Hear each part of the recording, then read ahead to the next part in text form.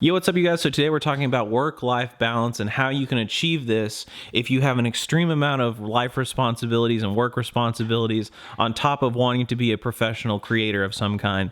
So for me, that's photography. I want to be a full-time photographer, but I also work a full-time 9 to 5, and I do a lot of other things in the middle. So I wanted to talk about some of those responsibilities and how I have handled them in the past and how I handle them today as far as being able to still find ways to create. So if that interests you, wait for the intro. We'll get into it. Grab your coffee like I have. Grab your beer if it's late at night. Don't be drinking in the morning. Nobody likes a morning drinker. And roll the intro. Like I said in my intro, I want to be a full-time photographer, so this video is for people that are looking to do anything in the creative space. You don't have to necessarily be into photography. You could be video, you could be graphic design, you could be whatever you want to be.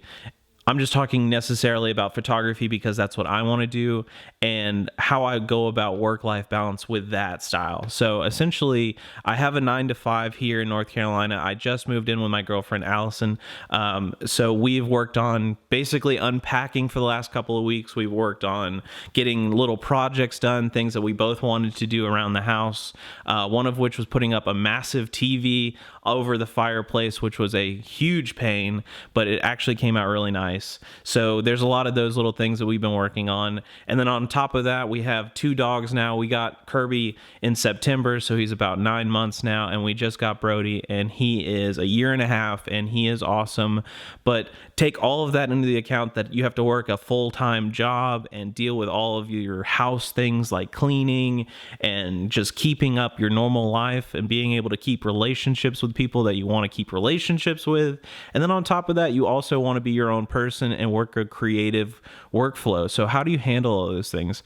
Well, let me tell you a couple of things that I've done in the past and then also some things that I'm doing now. So one thing that I think that helps as far as this work-life balance is definitely solidifying time. And I don't mean that by necessarily scheduling out a block of time throughout your day, because that always doesn't work. And especially doesn't work for me because some days I might have to do my job from 9 to 5 or 9 to 5:30, 9 to 6, 8:30 to 6. So that doesn't really work for me as far as scheduling out a complete block of time on Monday through Friday. So what I like to do is find those times where I can do certain things at certain times.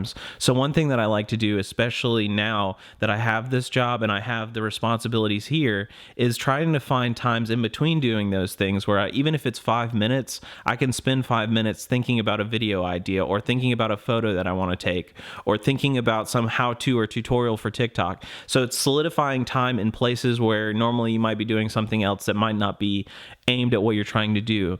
I think this really helps because you're able to solidify time where you normally wouldn't be able to. So this could be at my lunch break. If I have a half hour or an hour for lunch, I take an hour, but a lot of people take half hours, and that's absolutely responsible because you get paid more money anyway. For me, I just like having that hour.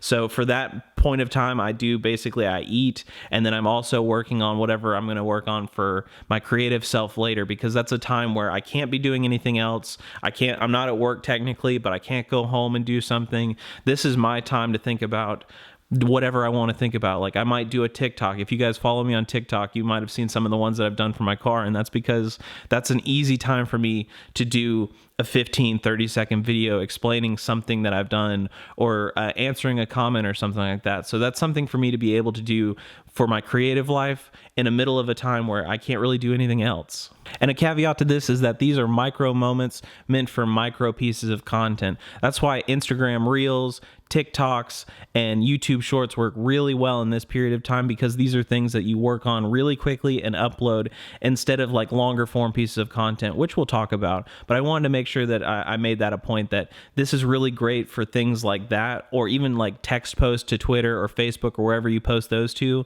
These are the great times to get that kind of content out, because it's in the middle of what you're doing and you get to do your creative thing, and then you're going to go back to your work, right? So think about that when you're talking about short form pieces of content. But on the other side, a lot of people want to get into YouTube or photography that takes a ton of time. So how do you go about doing that and still balancing it with your work?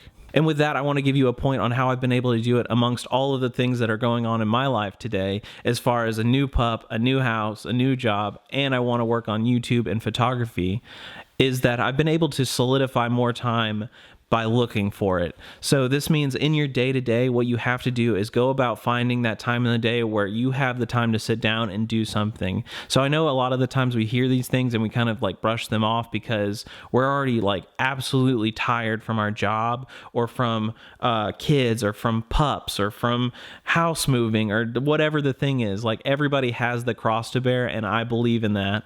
But on top of that, if we solidify a little bit of our time like we want to, we can find times to actually work on the creative stuff like we want to.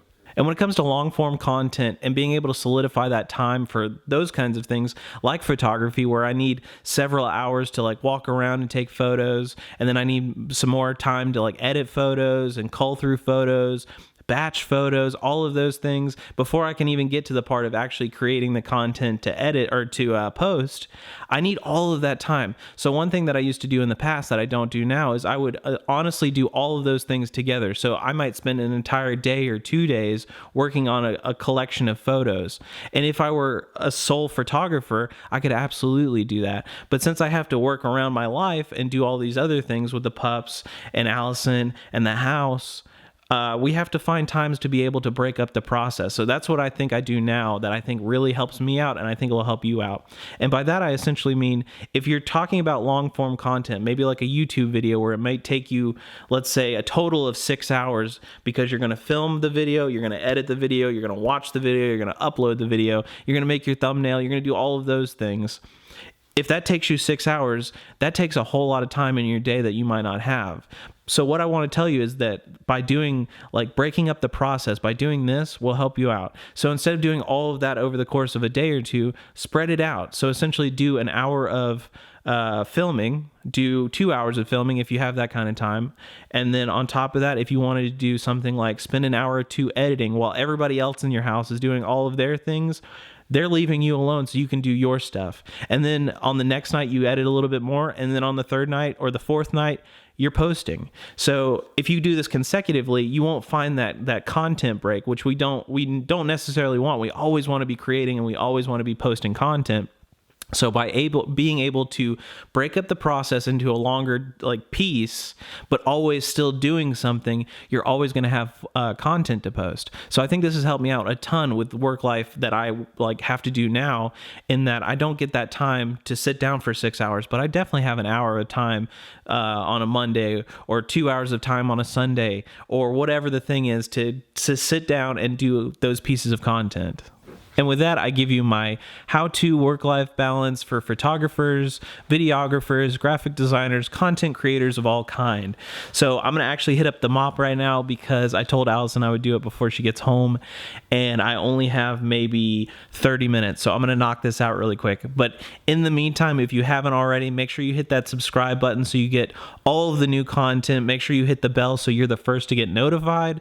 Make sure you leave me a comment down below on tips and tricks on how you do this, because I personally would love to know how other people do it, and anybody that comes across this video would also like the same thing. So definitely hit up that comment section. And with that, I'm going to hit you with and I will see you in the next one. Get out there.